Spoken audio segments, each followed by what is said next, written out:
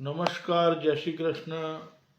વડોદરામાં નાના બાળકોએ જીવ ગુમાવ્યા તળાવમાં, અને શિક્ષકે પણ જીવ ગુમાવ્યો. તે બદલ દુઃખ વ્યક્ત કરું છું. પણ સાથે સાથે ગુજરાતની જનતાને કહેવાનું પણ મન થાય છે કે ક્યાં સુધી ચૂપ રહેશો.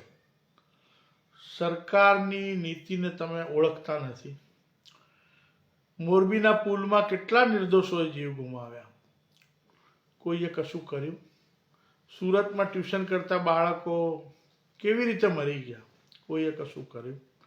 કાંકરિયામાં પેલો હિંચકા ઉપરથી કેટલા વ્યક્તિઓનું મોત થયું. આવા અસંખ્ય બનાવો બને છે અને સરકારને આમ જનતા કશું જ કહેતી નથી.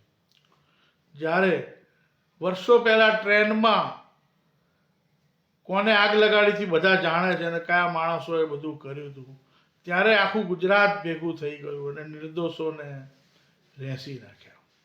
પણ નાના નાના ભૂલકાઓનું જ્યારે મૃત્યુ થાય છે ત્યારે આમ જનતા ચૂપ થઈ જાય છે.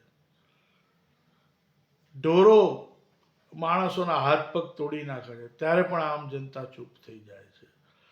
ક્યાંથી ક્યાં માણસો શું કરે છે શું નહીં ને નીતિઓ કેવી છે. નેતાઓ તો એમ જ કહે છે ઉચ્ચ કક્ષાની કમિટી બનાવીશું.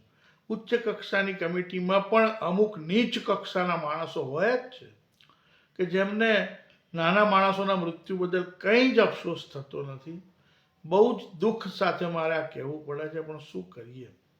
ભલે અમારું મોત ગાય કૂતરાના મોતે થતું, એની કોઈ પડી નથી, પણ આમ જનતા ક્યાં સુધી આમ ને આમ ચૂપ બેસી રહેશે. જવાબદારી પણ કોઈ વસ્તુ હોય છે ભાઈઓ. પબ્લિક કંઈ સમજે. એક પિક્ચરમાં કોઈ હિરોઈને કપડાં પહેર્યા હોય અલગ, તો એના માટે પબ્લિક રોડ પર આવી જાય છે, પણ માસૂમોના મૃત્યુ માટે કંઈ જ નહીં. પેલો છોકરાએ ગાડી લઈને 9 નિર્દોષોને પતાવી દીધા, 9 કે 10 જણને, ત્યાં પણ કંઈ જ નહીં. કોઈ અધિકારીઓને કે નેતાઓની સામું જોવાની કોઈની હિંમત નથી. તો દિવસે દિવસે આ બધું વધતું જ રહેવાનું છે. ભગવાન સૌને સદબુદ્ધિ આપે. જય શ્રી કૃષ્ણ.